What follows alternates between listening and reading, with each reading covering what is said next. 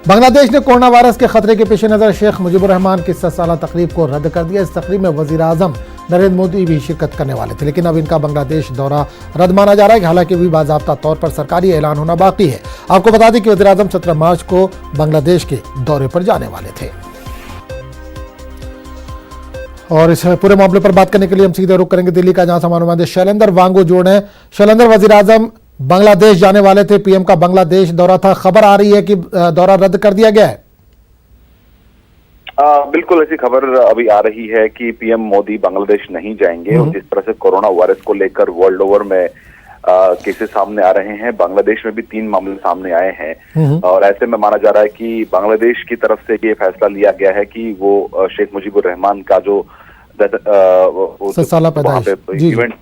Event उसको लेकर वो मेजर बड़ी गैदरिंग वहां पर नहीं होगी, एक छोटी गैदरिंग वहां पर होगी। उसमें फॉरेन डिग्नेटरीज को कन्वे कर दिया गया है कि हम अपने प्लान में उन्होंने बदलाव किया है। तो ऐसे में फॉरेन डिग्नेटरीज खुद ये तय करें कि वो अब क्या करना चाहते हैं। हालांकि इसका भी ऑफिशियल अनाउंसमेंट हुआ है, लेकिन माना जा रहा है कि पीएम मोदी का जो बांग्लादेश दौरा है 17 मार्च को जो होना था वो रद्द हो सकता है। आपको ये भी याद दिलाते हैं कि इससे पहले ब्रसेल्स का पीएम का दौरा था, वो इंडिया ईयू समिट में शामिल होना था, वो दौरा भी रद्द कर दिया गया इसी कारण के चलते। हालांकि इसकी ऑफिशियल अनाउंसमेंट जो है बांग्लादेश विजिट की वो अब तक नहीं हुई है। बिल्कुल, अगर कोरोना वायरस की बात करें शैलेंद्र, जिस तरह से पैर पसार रहा है कोरोना वायरस, अलग अलग ममालिक में लोगों की तादाद बढ़ती जा रही है इससे मुतासरीन की, तो क्या आगे भी कुछ दौरे जो है पीएम के वो रद्द किए जा सकते हैं, या ऑफिशियल दौरे जो भी पीएम के हैं वो रद्द हो सकते हैं? देखिए, जाहिर तौर पर जिस तरह के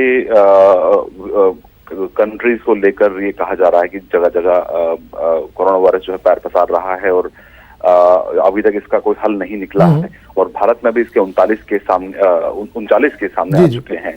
तो ऐसे में जाहिर तौर पर पीएम मोदी के विजिट्स को भी ध्यान में रखा जा रहा है, और खासतौर से जिन कंट्रीज में कोरोना वायरस को लेकर मामले सामने आ रहे हैं, फिलहाल उन कंट्रीज में विजिट्स अभी फिलहाल प्लान नहीं है, अभी हाल फिलहाल और विजिट थी भी नहीं।